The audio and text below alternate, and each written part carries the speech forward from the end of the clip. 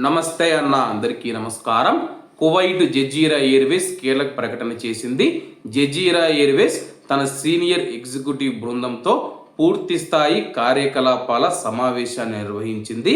అలాగే ఈరోజు విమానాలు తిరిగి ప్రారంభించే అవకాశాన్ని అన్వేషించడానికి director general of civil aviation మరియు ఇతర సంబంధిత ప్రభుత్వ అధికారులతో చర్చలు జరిపింది. విమానాల పునఃప్రారంభం పైన అప్డేట్ల కోసం ఆసక్తిగా ఉన్న అనేక మంది ప్రయాణికులు, రాయబార్య కార్యాలయాలు మరియు ప్రయాణ వాణిజ్య భాగస్వామ్యులు తమను సంప్రదించారని చెప్పి జజీరా ఎయిర్వేస్ ప్రకటించింది.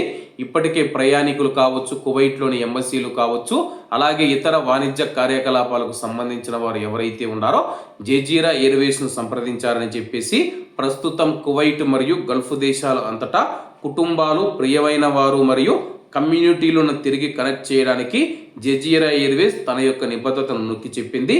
కువైట్ కీలకమైన ప్రాంతీయ మరియు అంతర్జాతీయ మార్కెట్లతో అనుసంధానించబడి ఉందని చెప్పి జజీరా ఎయిర్వేస్ అధికారులు నిర్ధారించారు.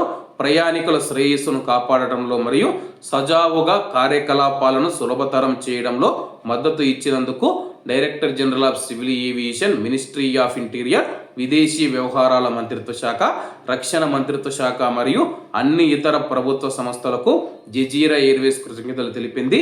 ప్రయాణికులను తిరిగి విమానంలోకి స్వాగతించడానికి సిద్ధమవుతూ ఉన్నప్పుడు భద్రతా సౌలభ్యం మరియు సజావుగా కనెక్టివిటీకి ప్రాధాన్యతనిస్తూ కువైట్ మరియు ఈ ప్రాంత ప్రజలకు సేవ చేయడానికి ఎయిర్లైన్ తన యొక్క సంసిద్ధతను పునరుద్ఘాటించింది.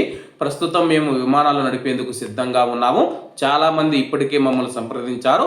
మేము కూడా కువైట్లోని director general of civil aviation, విదేశీ వ్యవహారాల మంత్రిత్వ శాఖ, అలాగే ఇతర సంబంధిత అధికారులతో సమావేశాలు నిర్వహించి విమానాలు నడిపేందుకు పూర్తి సంసిద్ధతను అయితే ప్రకటించడం జరిగింది. అలాగే ఈ యొక్క సమావేశాలు ఫలిస్తే కానీ కువైట్లో త్వరలో విమానాలు ప్రారంభం కానున్నాయి. కాబట్టి అందరూ బాగుండాలి, అందులో మనం ఉండాలి. అందరికీ నమస్తే అన్న, జై హింద్.